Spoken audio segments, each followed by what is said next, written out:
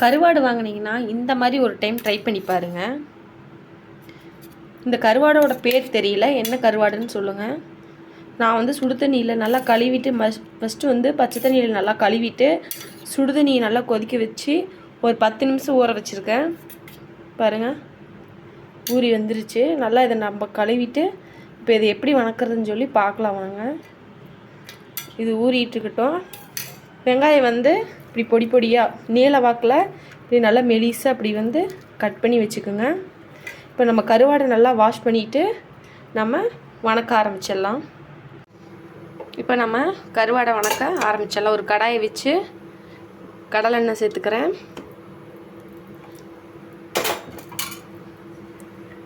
எண்ணெய் ஹீட் ஆனதுமே நம்ம கட் பண்ணி வச்சுருக்கிற வெங்காயம் சேர்த்துக்கலாம். நான் பெரிய வெங்காயம் தான் சேர்த்துக்கிறேன்.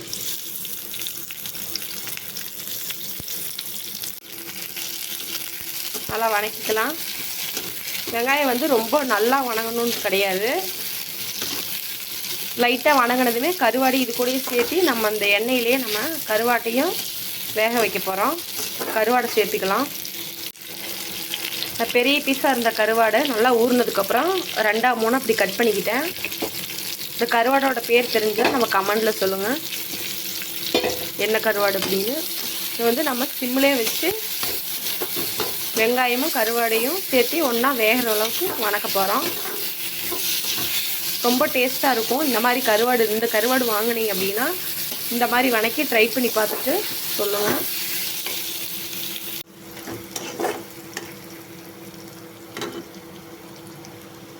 இப்போ பாருங்கள், 3/4 வெங்காயம் வணங்கிருச்சு. கருவாடு ஓரளவுக்கு இந்த எண்ணெயிலே வணக்கங்காட்டி வெந்துக்குச்சு. இப்போ இதுக்கு நம்ம தேவையான மசாலா ஐட்டம் சேர்த்துக்கலாம். கருவாட்டில் உப்பு இருக்கும், அதனால் நீங்கள் வந்து பார்த்துக்கிட்டு இந்த வெங்காயத்துக்கு மட்டும் தகுந்த மாதிரி உப்பு சேர்த்துக்கங்க. நான் லைட்டாக சேர்த்துருக்கேன். மஞ்சத்தூள் வந்து சும்மா துளி, ரொம்ப கம்மியான அளவு, 1/4 ஸ்பூனை விட கம்மியான அளவு சேர்த்துருக்கேன். நம்ம இது காரத்துக்கு தகுந்த மிளகாத்தூள் 1 ஸ்பூன் சேர்த்துருக்கேன்.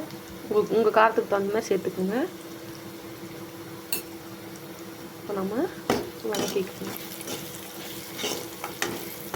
சிம்மிலேயே முடிஞ்ச அளவுக்கு சிம்மிலேயே வச்சு வணக்குங்க. வெங்காயம் சீக்கிரம் வணங்கிடும், அப்புறம் கருவாடு வந்து வேகாமல் போயிடும். அதனால் வந்து நீங்கள் 2 ஈக்குவலாக ஆகிற மாதிரி நீங்கள் சிம்மில் வச்சு வணக்கி விடுங்க. இது பார்த்திங்கன்னா கருவாடு தொக்கு கன்சிஸ்டன்சிக்கு வந்துடும், தொக்கு மாதிரி ஆயிரும். டேஸ்ட் நல்லாயிருக்கும். கருவாடை விட வெங்காயம் அதிகமாக இருக்கணும். இந்த மாதிரி வணக்கி கொடுத்து பாருங்கள், அதிகமாக விரும்பி சாப்பிடுவாங்க. 1 தட்டு சோறு என்ன 2 தட்டு சோறு கூட கேட்டு வாங்கி சாப்பிடுவாங்க. ட்ரை பண்ணி பாருங்கள்.